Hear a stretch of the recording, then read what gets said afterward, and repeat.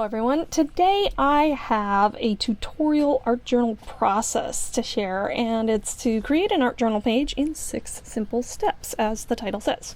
So step 1 is collage paper, and the first 3 steps are kind of optional in that they're creating the background. So if you already have a background, just skip ahead to step 4. So I am using book pages here, and I am randomly tearing them. There isn't really a straight edge on it, but you can also do this step cutting with strips and straight edges.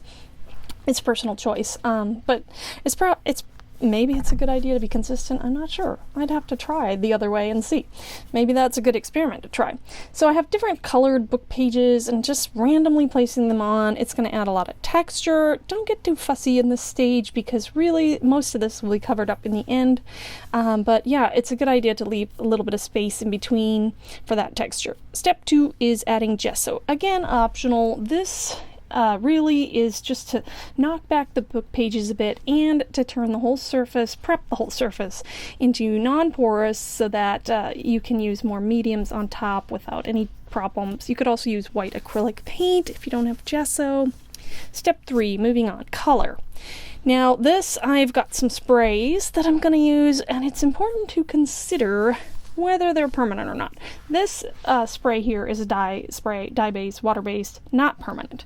And my second one also, actually 3 of them.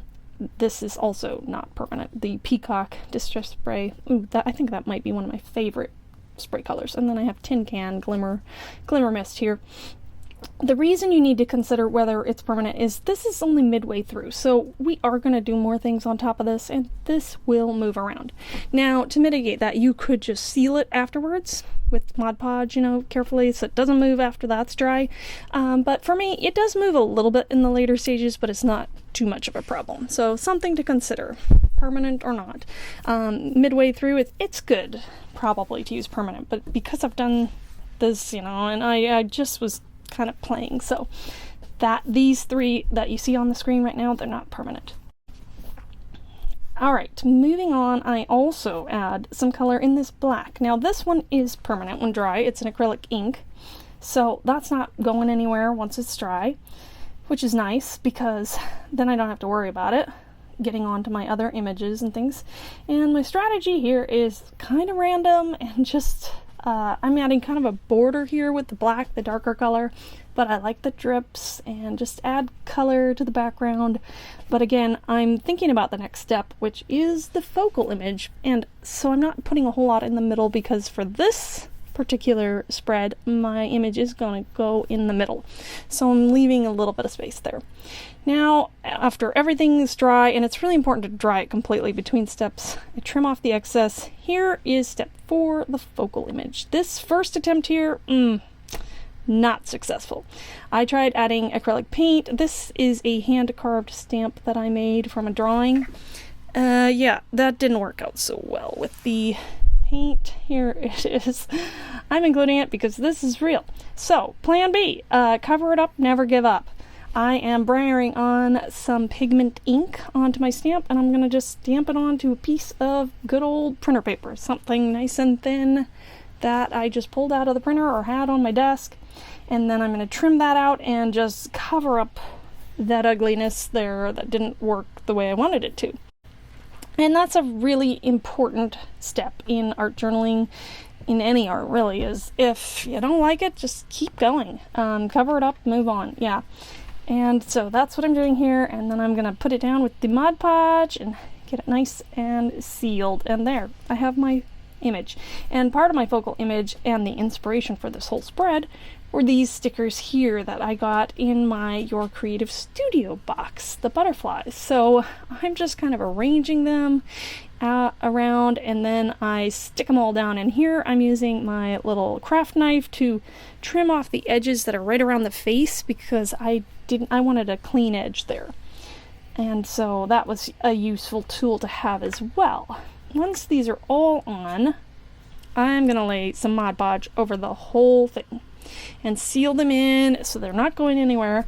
And another important part of doing that is then I can go on top of that and add color and things, and it's it's able to be wiped off. I have these big brush markers that are Indian ink. They're permanent, but they have a little bit more of a dry time, especially with that Mod Podge layer, and so I can move them around a bit. I can even almost erase them if I'm quick about it. So that's why that Mod Podge layer is really important for me, because I don't even know what I'm doing here. I'm just playing around, and I want as much freedom as I can to change it as I go, because I do change it a lot. So moving on here, before I go in with the big brush markers on the butterflies, I'm adding some details to the face. I have no idea what's going on with these eyebrows. I was not happy about that, but this is another important concept, is there's usually an ugly stage, like up here, the hair and the butterflies. No. But you know what? Because of that Mod Podge layer, I was able to go in with a wet paper towel and just like erase that. I did not like that at all. This is definitely the ugly stage of this spread, and I wasn't even sure it was gonna get there, but I just kept going because that's what you gotta do. And sometimes maybe set it aside and come back to it, but yeah, I kept going, and I'm happy with how it turned out in the end. You might not believe that at this stage, but it gets better, trust me. So here's that gray marker, the big brush marker, and I did not like the white edges, so I'm going in and just adding a little ink and then spreading it, rubbing it off, and that tones down the white border for me. And so now the eyes are looking much better with a little bit of eyelashes and not that big-eyed stare. And I didn't like how the pink looked on the lips, so there's this, I have this Jane Davenport pen that I'm liking this big red look there. Add a little pink to the cheeks. Again, I'm able to put a little ink on this Indian ink and then rub it out before it's dried. If I just left it there, it would dry permanent in the weird way that I put it on, but because it takes a moment to dry, I'm able to smudge it out, and that's only because I have that layer of Mod Podge on there. So that's really important as well. I'm adding some shading in here. Now, another tool you could use would be colored pencils to do that same thing. So step 5, words or quote, and this again is optional. If you like the way it looks with just the image, it's your art journal. Do it that way.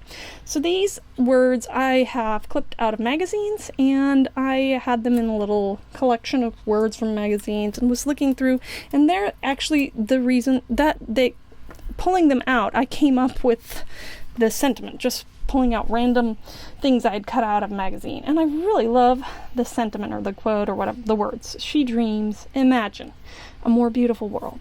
And that is like the butterflies coming out of her head. It's like the creativity and the beautiful different butterflies. They're all so different and lovely. And anyway, I'm rambling at this point, so yeah, so I added a little bit of cardstock behind the She Dreams and the Imagine, and then I'm going to pull in that same gray marker for the Inspiring a More Beautiful World, because that one is kind of standing out to me, and I want to kind of integrate a little more to the background, and since I didn't have the cardstock behind. And that brings us to step 6, which I'm calling integration, stamping, splashes, etc. This is just, you don't want to do anything that's going to stand out at this point. You don't really want to add anything new at this point. It's to bring it all together. So I'm using some text stamps, some white pigment ink. So I have white in there already. I have the hint of the text of the book pages in the very, very background. And this stamp here that has like a butterfly wing on it, and so that's pretty cool too, because that goes well. I'm also using some black pigment ink. And this is really kind of random. You just have to, it's partial stamping. I don't want anything crisp at this point, so. And then I'm going to bring some splotches and splashes in with the black acrylic ink, but because I don't have a whole lot of control of where it's going, I don't want weird splotches on the face, and it's handy that this scrap I had actually had the face stamped out, because I don't like how some of those splotches landed. So I've covered it up so that the image underneath doesn't get the splotches, but then I can still splash it around. And this is how it turns out. I'd love to hear your thoughts in the comments. This is a new kind of video for me, tons of editing. Thanks again for watching, and remember to subscribe and hit the notification bell so you don't miss what's next. Bye!